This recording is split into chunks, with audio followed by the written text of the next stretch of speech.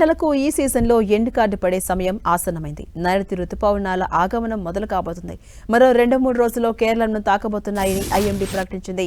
Arabia సముద్రంలో నైరుతి, ఆగ్నేయ ప్రాంతాలకు, తమిళనాడులోని కొన్ని ప్రాంతాలకు రుతుపవనాలు విస్తరించబోతున్నాయి. నైరుతి, పశ్చిమ, తూర్పు మధ్య, ఈశాన్య బంగాళాఖాతంలోని కొన్ని ప్రాంతాలకు రుతుపవనాలు పురోగమించే పరిస్థితులు కనిపిస్తున్నాయి. మే 26నే నైరుతి రుతుపవనాలు కేరళను తాకొచ్చని ఐఎండీ తొలుత అంచనా వేసింది. మే 29న ఆ అంచనాలను సవరించి వచ్చే 2-3 రోజుల్లో రావచ్చని ప్రకటించింది. ఇక ఎల్ నినో పరిస్థితుల వల్ల ఈసారి సాధారణం కంటే తక్కువగానే వానలు పడతాయని వాతావరణ శాఖ చెబుతోంది.